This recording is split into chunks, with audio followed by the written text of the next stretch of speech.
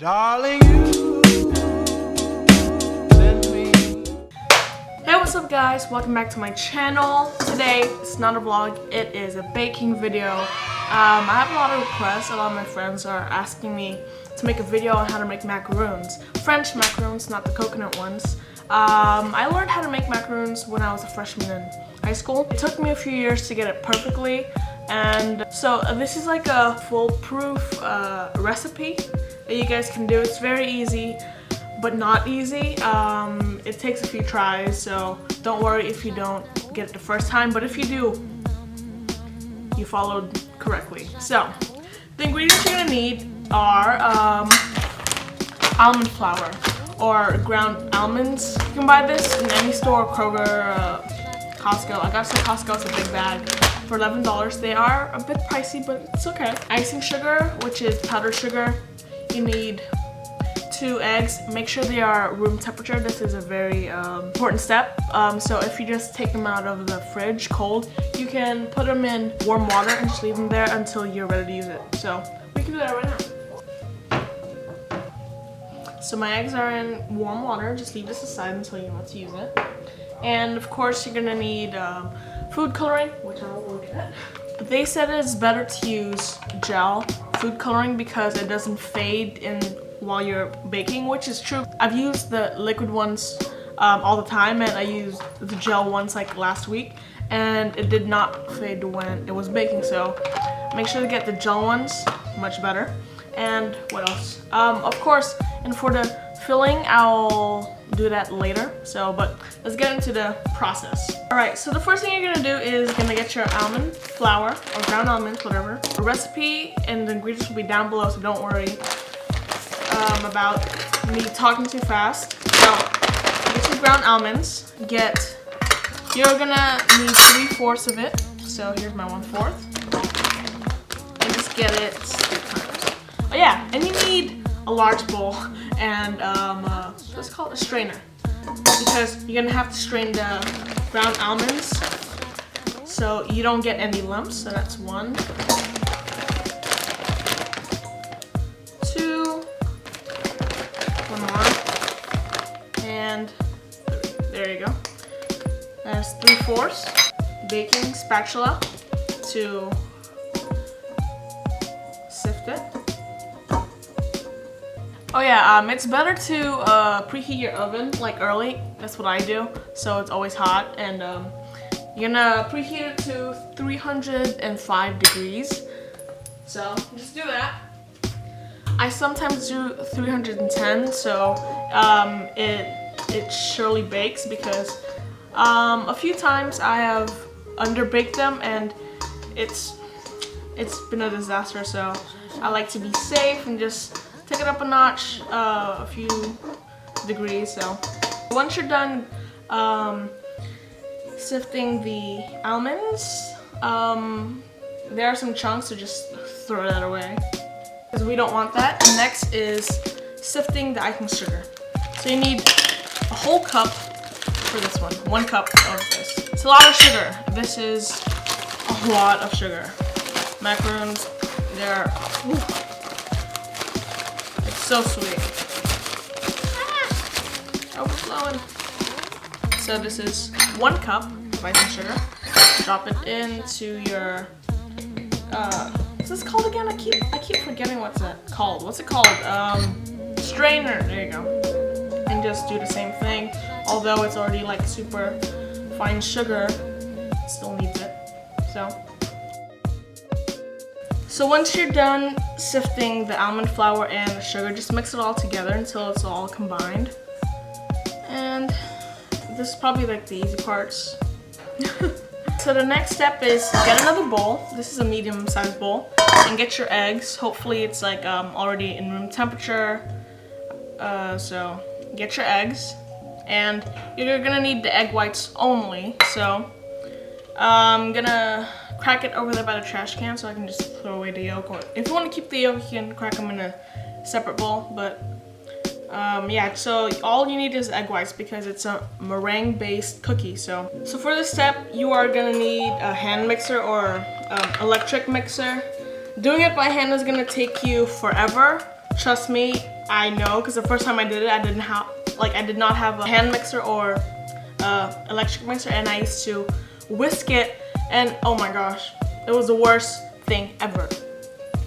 So if you don't have one, buy one. It is an essential for this recipe. So what you're gonna do is beat the eggs until they are stiff peaks, and gradually add regular white sugar. You're gonna add 1/4 of regular white sugar. So turn it up to high, or if you wanna start slow then move up high, you can do that as well. But just get it to stiff peaks, and remember to add a little bit of sugar every time. So it's gonna take.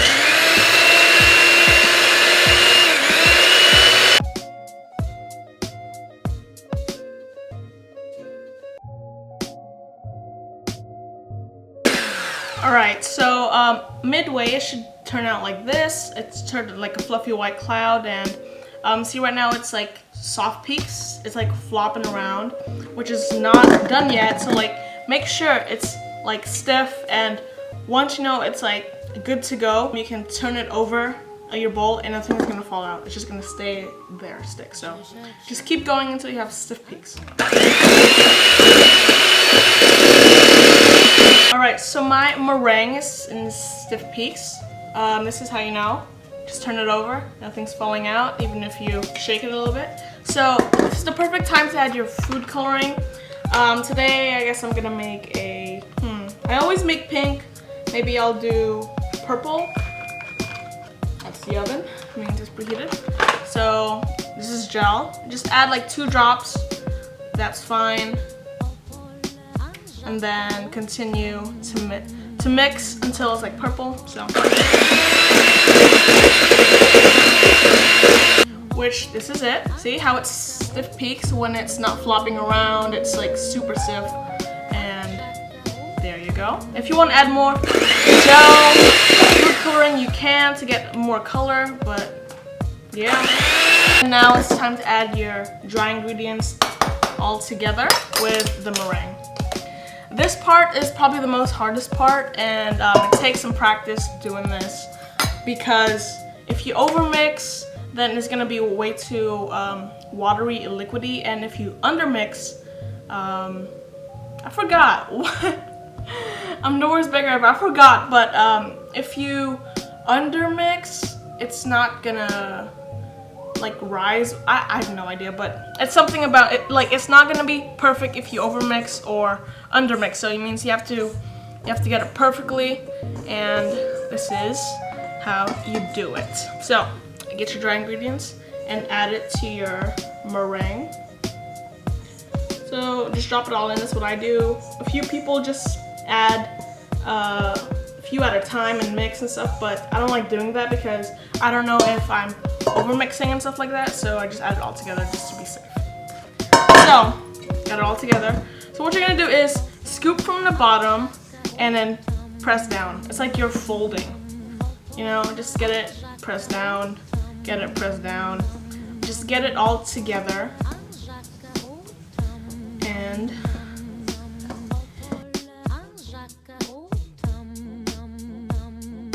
it doesn't take long because I don't want it to be too liquidy, because or else it's gonna spread like all over the sheet, and I don't want like liquidy.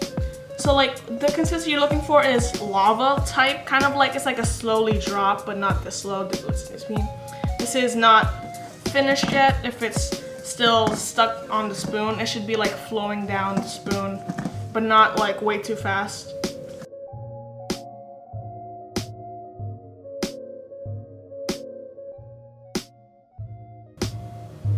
Few more times, just a little bit more.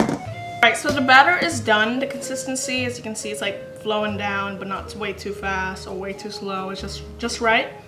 So the next thing to do is gonna put it in a piping bag. So I'm gonna do that right now.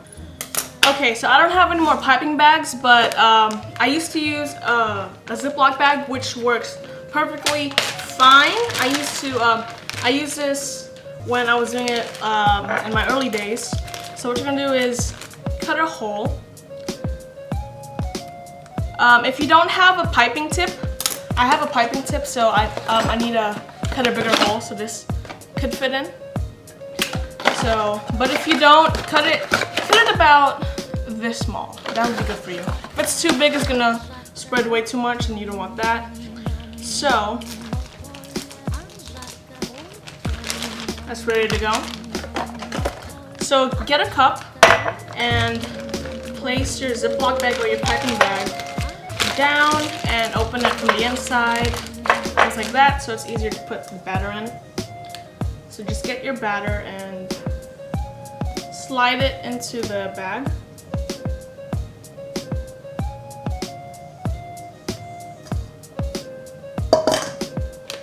Just put it there. So you're gonna need a tray and parchment paper. Make sure it's parchment paper and not wax paper.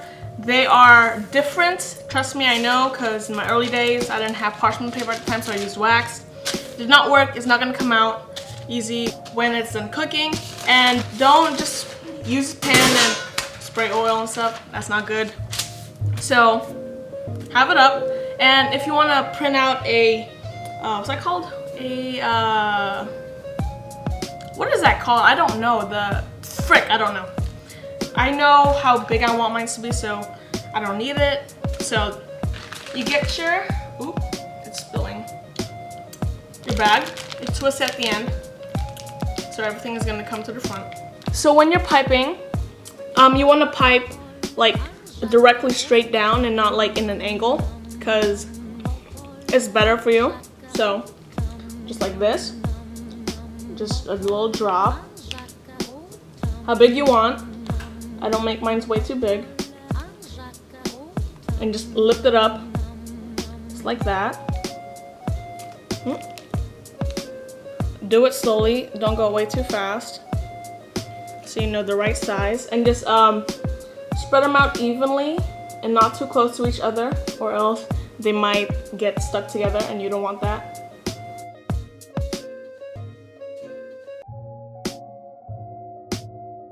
And so this is how much I can make in one tray, but there's more batter, but I only have one tray right now, so this is how much I made.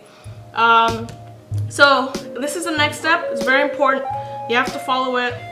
You're gonna have to bang your tray down in the hard surface, and this is what that is gonna do, is pop all the air bubbles that are inside there, and you don't want any air bubbles in your macaroons. So just smack as hard as you can if you want. And also it's gonna like flatten out the macaroons, because of course it has that like little peak tip from the piping. So do this every few minutes, because what you're gonna do is leave them for about 30 minutes or so to rest in room temperature, because that is a very important step to get that little feed that you see under the cookie. So leave this out for 30 minutes, and every few minutes just smash it a few times to get all that air bubbles that are coming in. So when you know it's like ready, it's gonna have like a skin that's gonna be on top of the cookie, which you can just like touch and nothing is gonna get on your finger and stuff like that. So that's how you know it's ready. But yeah, as you can see, there are bumps on them. Those are the air bubbles, so make sure to pop them with a toothpick or just bang them. But leave this for 30 minutes. The lights have come on, but they are starting to look like they're developing a skin, which I told you guys about. Just a few more minutes, but as you can see, they have spread out and gotten bigger. So if you pipe this small, they are gonna get bigger. So if you want to make smaller ones, just pipe smaller, but these are the results. You just like pipe them, and so they're about like an inch big, which is good. And it makes more than 10, but I made 10. I didn't do the other ones because I didn't have space, and I don't have my other tray, so it makes probably 15 or so. So a few more minutes and we'll put it in the baking tray, in the oven. All right, so since my macarons are still sitting, it'll be a good idea to show you how to make the filling inside the macarons.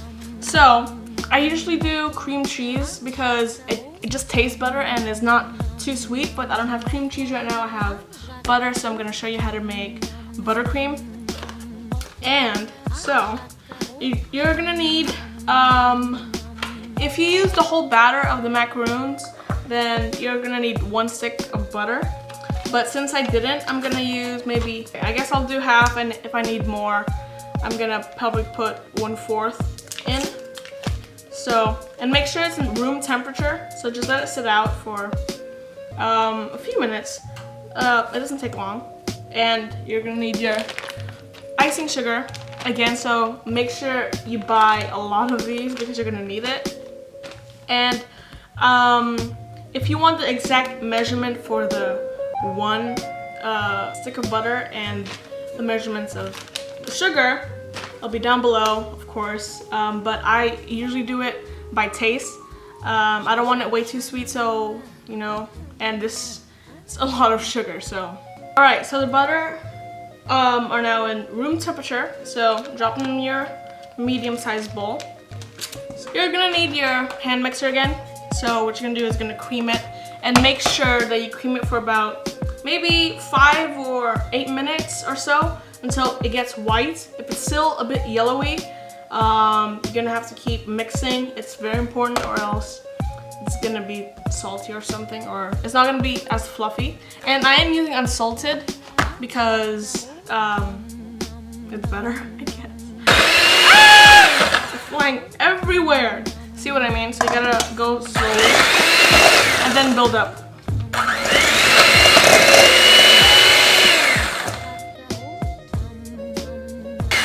As you can see, it's getting nice and whipped. Since I'm not using a whole stick of butter, it's gonna like separate kind of. So I'm just gonna take my spatula and just like scoop it and kind of put it in the center. So everything is all good. And yeah, just keep mixing. This is a good time to add the sugar. See, it's kind of like white-ish. It's not as white, but it will get there.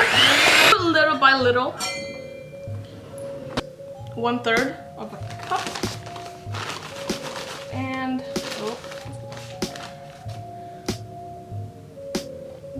like that. Go slowly. It's gonna start to crumble into like curds, but don't worry, it is gonna come together as a whipped once you keep mixing. So go slowly because the flour's gonna go everywhere. I said the flour, the sugar's gonna go everywhere. And now how you see it's getting very white, which is good. And so just do the same process as much as you want, because I don't know how much sugar you want. I don't like putting a lot of sugar, but put enough to taste that it's not like, to where you don't taste the saltiness of the butter anymore. So give it another taste.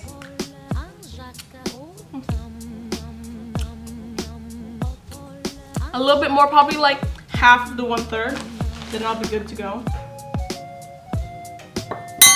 It's up to you. So once you're done, it looks like cream cheese. This plop of white buttercream. What I'm gonna do, get your piping bag. I'm using the same one because I don't want to waste my Ziploc bag. So I just washed it and stuff, so, and dried it. But it's up to you. So same method as the macaron, just get your buttercream and just plop it inside. So I'm just gonna leave this in the fridge until my macarons are done cooking and then drying. So it's just cold and it's not gonna melt in room temperature. So put this in your fridge for about a few minutes, and when you're ready to pipe, just take it out. Alright, so my macarons are ready to go in the oven. As you can see, they are like super dry, and when you touch them, nothing's on your finger. Pop it up in the oven and bake it for, how long do you bake it for? 15 minutes? Yeah, 15 minutes. So pop it up in the oven. Ooh, so. And set your timer for 15 minutes, and do not open the oven door. Starting. Just don't. If you want to see what's going on, maybe like use your flash on your phone to see, but don't open the oven. That's very important. Yeah, all you have to do is wait and chill. All right, so it's been 15 minutes. Time to get out of the oven. I'm excited to see them. So get your mittens or whatever. I usually just use like a towel rag, but be careful. I did burn myself last week, so careful. Okay. Wow. They look amazeballs. Ah! Ooh, hot, hot, hot. Ooh, careful, because it might slide off because the parchment paper is slippery. It doesn't stick to the baking pan. These are the French macarons. Like, they have the little feet. They look perfect, and the color did not fade. Good. So what I usually do after they bake, I slide them off from the hot pan, and I just slide them to my counter table because it's cold, and they will cool down much more faster. Leave this for about maybe 5 minutes or so. If you want to leave them longer, it's fine. Just let them cool down before piping, because if you pipe right away, all of the icing is gonna melt, and you don't want that. And plus, they are still stuck to the paper. So when it's time and it's cooled down, they will just come off easily. So yeah, so just let it wait. Patience is key when making macarons. So all right, so they have completely cooled down. I'm telling you, they cool down very quickly. It's only been like 5 minutes. So what I like to do, I just like to take them off of the parchment paper now. And I don't like to lift them up because sometimes they are still on the paper. So what I like to do, I like to just like kind of peel the paper off of the macaroon and kind of like rub the bottom of the cookie. It slides off like this. So this is how you know it's perfect. If you lift it up and it's still sticking to the paper, it's kind of underbaked.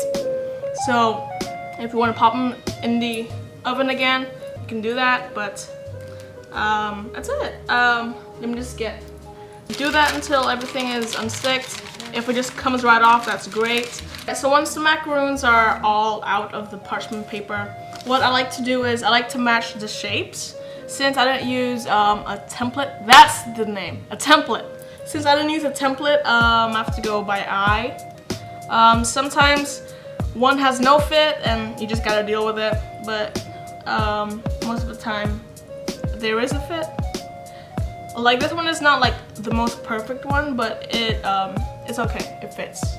So match them up and then you're gonna be ready to cut. So the buttercream is nice and chilled.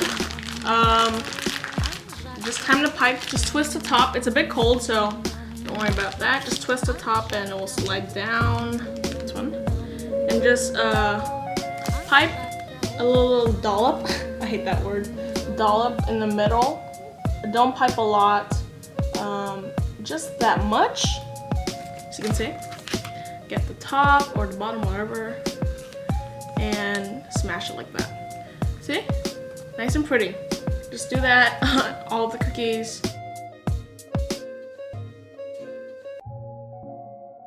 So here they are, the French macaroons.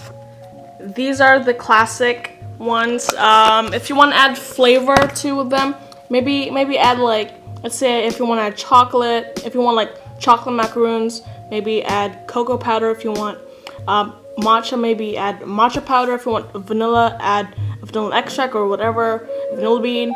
But these are just the classic ones. I think the last thing to do is give it a try. So let's get this little bad boy.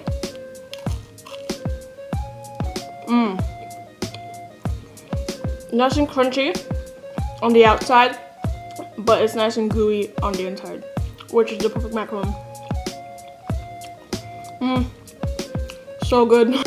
So that is it for the baking video. I hope you guys liked it. I had fun making these macarons.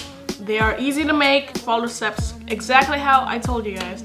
You will get these perfect macarons. So if you like this video, please give it a thumbs up.